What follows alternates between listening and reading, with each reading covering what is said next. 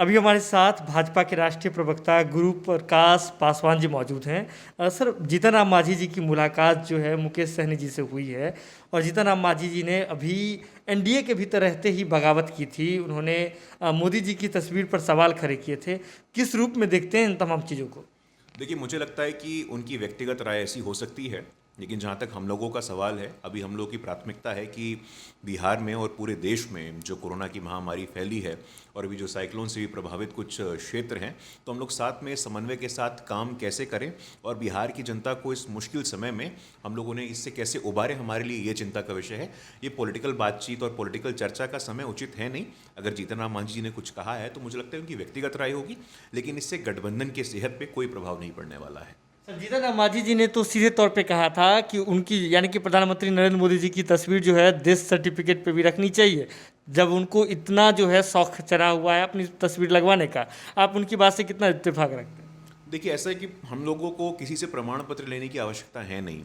हम लोगों ने देखा है कि पिछले पूरे 1 वर्ष के कार्यकाल में एक अद्भुत नेतृत्व का परिचय आदरणीय प्रधानमंत्री जी ने दिया है। वो चाहे पीपीई किट का मामला हो, पिछले वर्ष तक हम लोग मंगाते थे, अब हम लोग भेज रहे हैं। वो चाहे टेस्टिंग सेंटर का मामला हो, पिछले साल 1 था, अब 2500 हैं। हम लोगों ने रोड मैप तय किया था कि अगस्त के पहले 30 करोड़ वैक्सीनेशन लग जाएंगे और 20 करोड़ से अधिक लग चुके हैं। कल ही आदरणीय प्रकाश जावड़ेकर जी का बयान आया है, इस साल के अंत तक हम लोग लगभग 100 करोड़ से अधिक भारत के नागरिकों को वैक्सीनेशन लगा देंगे, उन्हें सुरक्षा देंगे। तो हम ये सब पूरा करने में लगे हुए हैं। राजनीति करने का ये उचित समय नहीं है।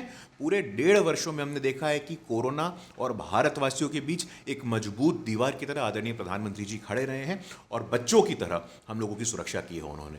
जो जीतन राम मांझी की बात है, मुझे लगता है कि इस समय में पॉलिटिकल बयानबाजी करना व्यर्थ है, लेकिन अगर उन्हें कुछ कहा तो व्यक्तिगत उनका मत हो सकता है। इससे गठबंधन की सेहत पे कोई प्रभाव नहीं पड़ने वाला है। गठबंधन और जो विपक्ष इस वक्त जो यानी कि सत्ता और विपक्ष जो है बिहार में एकदम थिन लाइन पे खड़ा हुआ है, तो ऐसे में जब जीतन राम मांझी जी बयानबाजी करते हैं, इसके बाद उन्हें विपक्ष की ओर से जो है ऑफर आ जाते हैं, तो इससे आप कैसे कह सकते हैं कि ये राजनीतिक रूप से नहीं है चीज़ें, गठबंधन पर इसका असर नहीं पड़ सकता है?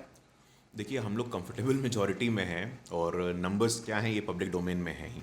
और विपक्ष, राष्ट्रीय जनता दल खासकर की, उनकी शैली है नहीं। वो विपक्ष में रहने के आदी शायद नहीं हैं, इसलिए वो हाथ पैर मार रहे हैं और तरह तरह के हथकंडे अपना रहे हैं। लेकिन बिहार की जनता ने हम लोगों के नेतृत्व के ऊपर विश्वास जताया है।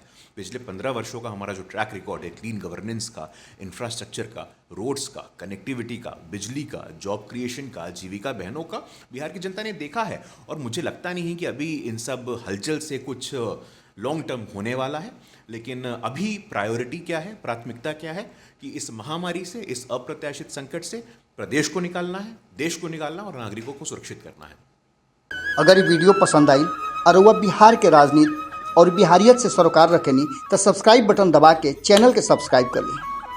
ओजे एगो घंटी बा, ओकरा बटन दबा देला से कुल सटीक और मारक खबर रुआ मुफ्त में मिल जाई। अगर रुआ पत्रकारिता के हमनी के नया प्रयोग में सहयोग कर चाहतानी तो ज्वाइन बटन दबा दी। पेटीएम नंबर नोट कर ली 9386816700। धन्यवाद।